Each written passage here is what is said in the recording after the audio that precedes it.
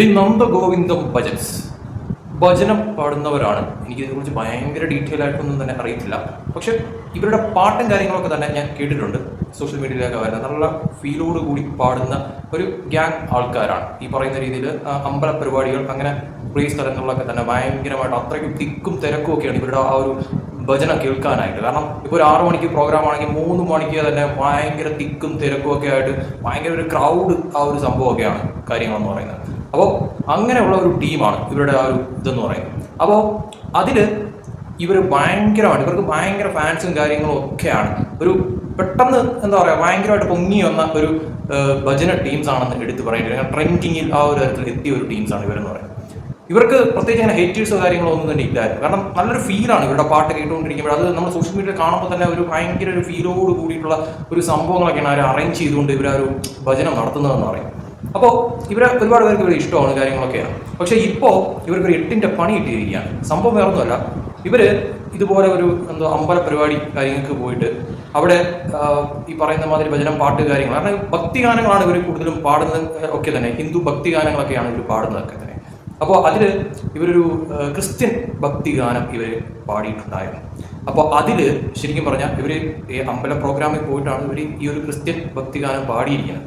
അപ്പോൾ അതിൽ കുറേ പേർക്ക് അത് പിടിച്ചില്ല, അത് അക്സെപ്റ്റ് ചെയ്യാൻ പറ്റാത്ത തരത്തിലുള്ള കാര്യങ്ങൾ മാറി. അങ്ങനെ സോഷ്യൽ മീഡിയയിൽ ഇവർക്കെതിരെ നല്ല രീതിയിലുള്ള ഹേറ്റ് ഉണ്ടായിരിക്കുന്നു എന്ന് എടുത്ത് പറയേണ്ടി വരും. കാരണം സോഷ്യൽ മീഡിയയിൽ നല്ല രീതിയിൽ ഇവർ കയറ്റുന്ന തരത്തിൽ പല തരത്തിലും ഇവർക്കെതിരെ പറയുന്നുണ്ട്. അത് നല്ല രീതിക്ക് തന്നെ ഇവർക്കെതിരെ പറയുന്നുണ്ട്. കാരണം അമ്പലത്തിൽ വന്നിട്ട് ഇപ്പോൾ ആ ഒരു തരത്തിൽ പാടേണ്ട ആവശ്യമില്ല. അപ്പോൾ അമ്പല പരിപാടിക്ക് വന്നു കഴിഞ്ഞാൽ ആ ഒരു തരത്തിലുള്ള ഭക്തിഗാനങ്ങൾ പാടുക. സോഷ്യൽ മീഡിയയിൽ പലരുമൊക്കെ തന്നെ പറയുന്ന കാര്യമെന്ന് പറയുന്നത്, അതോടൊപ്പം തന്നെ ഇവർക്കിപ്പോൾ ഈ ഒരു വിഷയത്തിൽ ഇവർ തന്നെ ഇപ്പോൾ ഒരു എക്സ്പ്ലനേഷൻ സംഭവമായിട്ട് രംഗത്ത് വന്നിരിക്കുകയാണ്. കാരണം ഇത് ആ ഒരു തരത്തിൽ ഇവർക്കെതിരെ നല്ല രീതിയിലുള്ള ഒരു നെഗറ്റീവായിട്ട് സംഭവം മാറിയിട്ടുണ്ടായത്, അല്ലെങ്കിൽ മാറിക്കൊണ്ടിരിക്കുന്ന ഒരു അവസ്ഥ ഉണ്ടായിട്ടുണ്ടായിരുന്നു. അപ്പോൾ ഇതിനൊരു എക്സ്പ്ലനേഷനുമായിട്ട് ഈ ഒരു നന്ദഗോവിന്ദം ഭജൻസ് തന്നെ രംഗത്ത് വന്നിട്ടുണ്ടായിരുന്നു. ഞാനത് വായിക്കാം. ഞങ്ങളുടെ അടുത്തിടെ നടന്ന ഭജനവുമായി ബന്ധപ്പെട്ട ഒരു നിമിഷത്തെക്കുറിച്ച് നിരവധി ചർച്ചകൾ നടക്കുന്നതായി ഞങ്ങൾ ശ്രദ്ധിച്ചിട്ടുണ്ട്.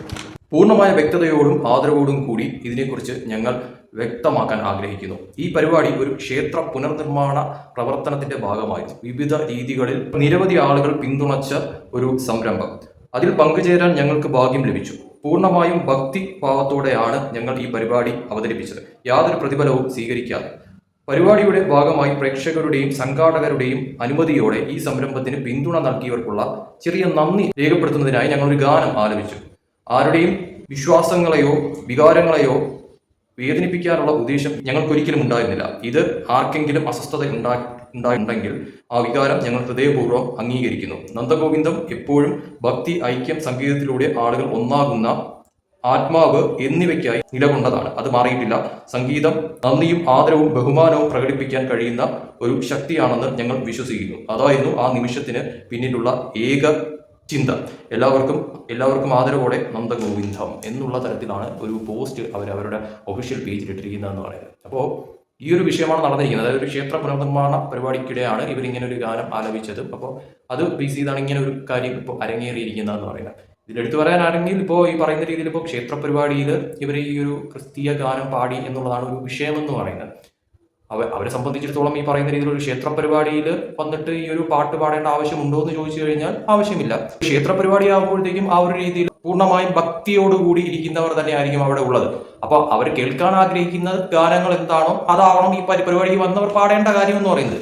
ഇപ്പോൾ പള്ളിയിൽ ചെന്നിട്ട് ഇപ്പോൾ ഭക്തിഗാനം പാടുന്നതോ അല്ലെങ്കിൽ ഇപ്പോൾ ക്ഷേത്ര പരിപാടിയിൽ വന്നിട്ട് ക്രിസ്ത്യൻ ഗാനം പാടുന്നതോ ഒക്കെ തന്നെ ശരിക്കും പറഞ്ഞാൽ കൂട്ടിക്കുഴയ്ക്കേണ്ട ആവശ്യമില്ല. ഇപ്പോൾ എന്തിനാണോ നിങ്ങളിപ്പോൾ ചെന്നിരിക്കുന്നത്, ഇപ്പോൾ എന്ത് പരിപാടിക്കാണോ ചെന്നിരിക്കുന്നത്, എന്ത് പരിപാടിക്കാണോ വിളിച്ചിരിക്കുന്നത്, അപ്പോൾ അതിനെ ചുറ്റിപ്പറ്റിയുള്ള ഭക്തിഗാനങ്ങൾ കാര്യങ്ങൾ പാടേണ്ടതായിരുന്നു അനിവാര്യമായിട്ടുള്ള കാര്യം എന്ന് പറയാം. എന്തായാലും ഒരു കാര്യം വ്യക്തമാണ്, ഹേറ്റേഴ്സ് ഇല്ലായിരുന്ന ഈ പറയുന്ന നന്ദഗോവിന്ദം ഭജൻസിന് പൊക്കിക്കൊണ്ട് വന്നവർ തന്നെ ഇപ്പോൾ താഴത്തിടുന്ന ഒരു അവസ്ഥയിലോട്ട് കാര്യങ്ങൾ ഇവർ തന്നെ എത്തിച്ചിട്ടുണ്ട് എന്ന് വേണമെങ്കിൽ പറയാം. അതുകൊണ്ടാവണം ഇവരിപ്പോൾ ഒരു എക്സ്പ്ലനേഷനുമായിട്ട് രംഗത്ത് വന്നത്. ഇതും ഇപ്പോൾ ദഹിക്കാത്ത ചിലരൊക്കെ തന്നെ ഇപ്പോഴും ഉണ്ട് എന്നുള്ളതാണ് യാഥാർത്ഥ്യം എന്ന് പറയുന്നത്. എന്തായാലും ഏതൊരു കാര്യമായാലും നമ്മൾ ചെയ്യുമ്പോഴത്തേക്കും ശ്രദ്ധിക്കേണ്ടത് അനിവാര്യമായിട്ടുള്ള കാര്യം തന്നെയാണ്. കാരണം നമ്മളിപ്പോൾ ചെയ്യുന്ന ഒരു പ്രവൃത്തി അതിപ്പോൾ ഈ പറയുന്ന രീതിയിൽ ഇപ്പോൾ ഒരു പൊതുപരിപാടിയിൽ വിളിച്ചിട്ട് നമ്മൾ ഈ പറയുന്ന രീതിയിൽ ഇപ്പോൾ ഏത് പാട്ടോ പാടാം. അതിപ്പോൾ ക്രിസ്ത്യൻ പാട്ടോ, ഈ പറയുന്ന മുസ്ലിം പാട്ടോ, ഹിന്ദു പാട്ടോ, എന്ത് പാട്ടോ പാടാം. അതിലാർക്കും ഒരു തടസ്സമോ കാര്യങ്ങളോ ഒന്നും തന്നെ ഉണ്ടാവത്തില്ല. അതേസമയം ഇപ്പോൾ ഒരു അമ്പല പ്രോഗ്രാമിൽ വരുമ്പോഴത്തേക്കും ഒരു കൂടുതലും ഭക്തിഗാനങ്ങളാണ് പാടുന്നതെന്ന് പറയുന്നത്. അപ്പോൾ ആ ഒരു തരത്തിൽ അവർ ആ ഒരു രീതിയിലുള്ള ഭക്തിഗാനങ്ങൾ കേൾക്കാനായിരിക്കും ആഗ്രഹിച്ച് അവിടെ ഇരിക്കുന്നതെന്ന് പറയുന്നത്. ഇപ്പോൾ ഈ പറയുന്ന രീതിയിൽ ഇപ്പോൾ ക്രിസ്ത്യൻ പള്ളികളിൽ പോകുമ്പോഴത്തേക്കായാലും അവരവിടെ ഈ പറയുന്ന രീതിയിൽ അമ്പലത്തിലിടുന്ന പാട്ടുകളല്ലോ ക്രിസ്ത്യൻ പള്ളിയിൽ ഇടുന്നത്. അതോടൊപ്പം തന്നെ ഇപ്പോൾ അമ്പലത്തിൽ ഈ പറയുന്ന രീതിയിൽ ക്രിസ്ത്യൻ പാട്ടുകളല്ലോ ഇടുന്നത്. അപ്പോൾ ഓരോരോ വിശ്വാസങ്ങൾ, ഓരോരോ ആചാരങ്ങൾ, അതോടൊപ്പം തന്നെ ഓരോരോ ഭക്തി ഗാനങ്ങളുണ്ട്. അപ്പോൾ വിശ്വാസികളായിട്ടുള്ള വ്യക്തികൾ ഉള്ള ഇടങ്ങളിൽ അവർക്ക് വേണ്ട പാട്ടുകൾ എന്താണോ ആ പാട്ട് ആലപിക്കുന്നതായിരിക്കും ഏറ്റവും ഉചിതമായിട്ടുള്ള ഒരു കാര്യമെന്ന് പറയുന്നത്. അതിപ്പോൾ പള്ളിയിലായാലും അതോടൊപ്പം തന്നെ അമ്പലത്തിലായാലും. എന്തായാലും വളരെ നല്ല രീതിയിൽ പൊയ്ക്കൊണ്ടിരുന്ന ഒരു ഭജന ടീംസാണ് ഇവരെന്ന് പറയുന്നത്. അവർക്ക് ഇപ്പോൾ ഒരു പണി ഈ ഒരു രീതിയിൽ കിട്ടിയിരിക്കുകയാണ്. ഇനി ഇത് വലിയൊരു വിഷയമാക്കി മാറ്റുമോ, അതല്ല ഇത് ഈ ഒരു വിഷയം ഇവിടെ കൊണ്ടങ്ങ് അവസാനിക്കുമോ എന്നുള്ളത് കാത്തിരുന്ന് കാണാം.